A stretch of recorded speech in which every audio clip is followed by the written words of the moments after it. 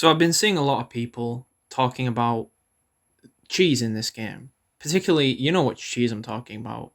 The sword, the sword of night and flame, the moon veil, spells in general, let's be honest. Spells in general are basically cheese in this game. And then there's rot, basically. Now, people are very confused, or seem to be very confused, what people mean by cheese. And what people mean by cheese is basically how you can see it defined on Google.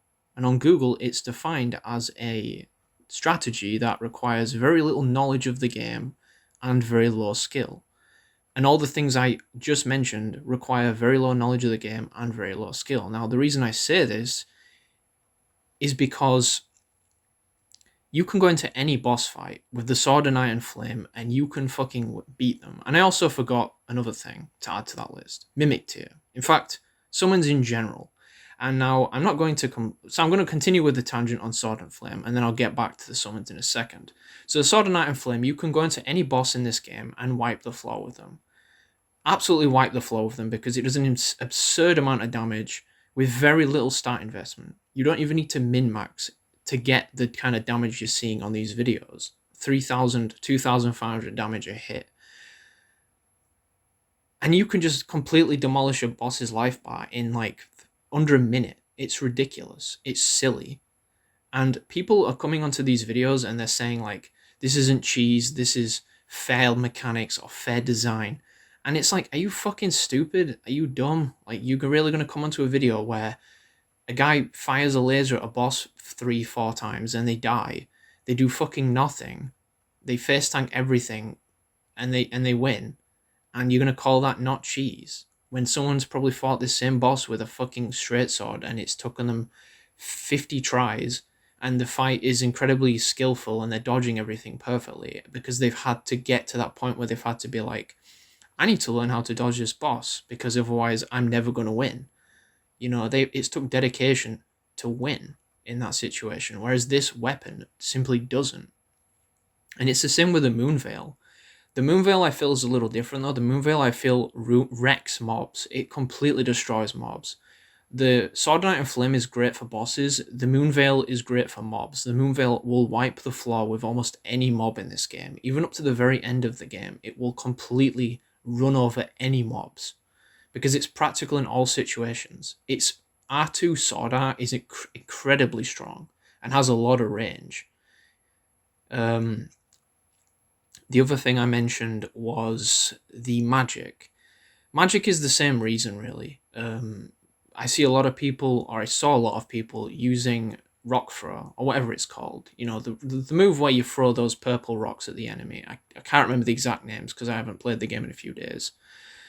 But I saw a lot of people using this, and this move, once again, is easy mode in this game. It's cheesing, because you can stay at a distance where the AI doesn't function correctly, and just keep using this spell with very little punishment opportunity on yourself.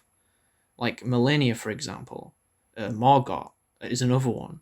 And when you're at an extreme distance from those bosses, the AI, it's almost like the AI stops knowing that you're there. It just like kind of plays passively. It's very weird. Millennia is one that's incredibly weird. I don't know if that's a bug. I don't know if it's intentional, but Millennia at a distance is incredibly passive.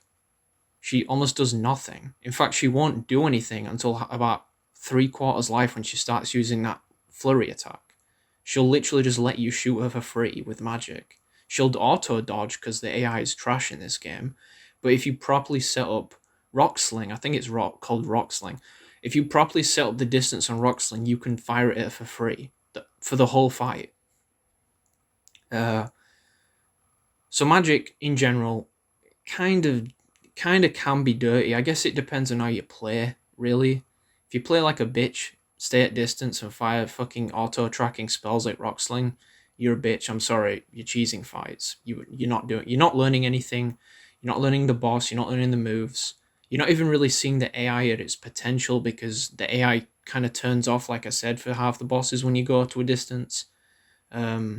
Or they spam like their really exploitable moves like Maggot, where he does that really long slam or the jump attack. You can easily avoid those like a Dark Soul, like someone who's played no Dark Souls games at all could avoid those attacks. Um,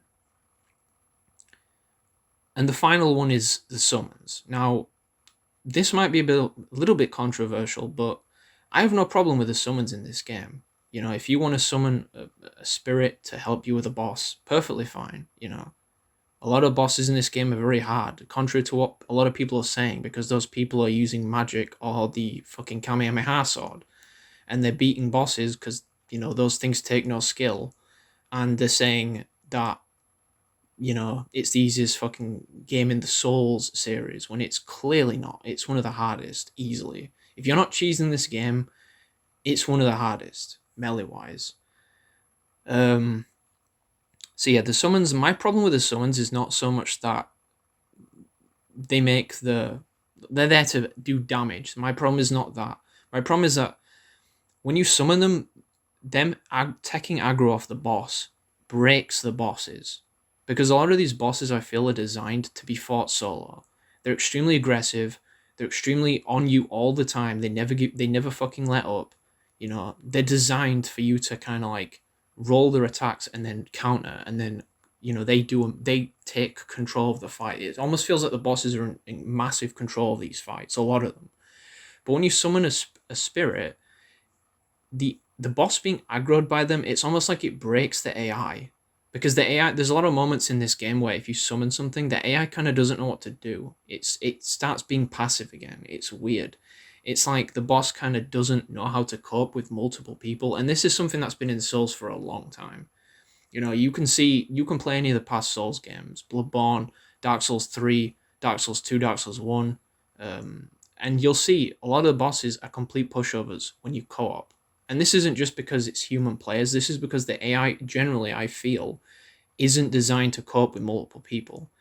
Co-op existed solely for players who were poor to get through the game. Let's be real. It existed for that reason. So when you summon something in a boss in this fight, you stop seeing the flaws with the game, because all the flaws with this game, you'll only see them if you're playing solo and you're meleeing. You will see the flaws with this game. You'll see that the bosses are far too aggressive, far too in your face. They have so little recovery. Some of them barely give you a fucking window to do anything. You know, like the gargoyles, the fucking Black Blade gargoyle or whatever it's called. Like, that enemy has an extremely extraordinary life gauge. It barely stuns. You can't rot the thing. You can't sleep the thing. It doesn't stagger easily, and it just never fucking stops attacking. It's constantly attacking all the time. It's flying away. It's coming. It's doing more attacks, and it flurries constantly. And it's just overall poor design. You know, it's designed once again for you to summon or just cheese the fight. Like, most people on the world map bosses will just run away and de-aggro the boss, and then they'll get a cheap hit in, and then they'll run away and they'll de-aggro the boss, and they think because they do that, that means the boss is designed well, when in reality it just means you found an exploit in the programming that allows you to overcome something that was designed to be intended to be fought in another way. And the intended way is just, for the most part, with a lot of bosses in this game, not very fun. And I'm strictly talking about melee. I'm not talking about magic or any of faith stuff or rot breath. Rot breath's the same as well. Rot breath's very much the same in this game. You can rot something and then just run away, or just stay at an extreme distance, and the AI doesn't know what to do. It kind of just turns off and stops pressuring you. It's silly. I don't know why that happens. But generally, if you want to summon in this game, you know, I'm not going to blame anyone for summoning in this game, because this game at times feels unfair. It feels unfair on the player's side, because there's some bosses in this game that are just similar to the Putrid Avatar. You know, they had a boss that could have been fun, could have been enjoyable and challenging, but they implemented that one little thing that's just like, you know, fuck the players. We'll put this one little adjustment on this, you know, on this statistic, or we'll change this move very, very slightly, or we'll make this make it do this ridiculous combo that's designed specifically to catch players in this specific way that we know they're going to play. We'll make it attack from behind if they try roll behind. We'll make it attack to the left if they try roll to the left. Shit like that. Like Morgut has one of those. It has an exact attack like that. There's an attack where he kind of pulls his spear out and he charges you. And if you roll this left on this attack, he'll slash his sword. Now, this is, once again, similar to Putrid Avatar. This is the philosophy of Souls games now. Here's an attack coming at you. Dodge the attack. You dodged it perfectly. Or here's this thing to punish you for dodging perfectly because you chose to roll fucking left rather than right. And obviously you'll learn this in the future, but this is the point. This is the design philosophy of these games. It's not just here's a boss, here's its moves, dodge the moves, win. It's here's a move, dodge its moves, learn all the counters that come after you've dodged the moves because, we're trying to punish you at every fucking opportunity now. Why did they design it in this way? And it pisses me off. And this is what's annoying about fighting these bosses.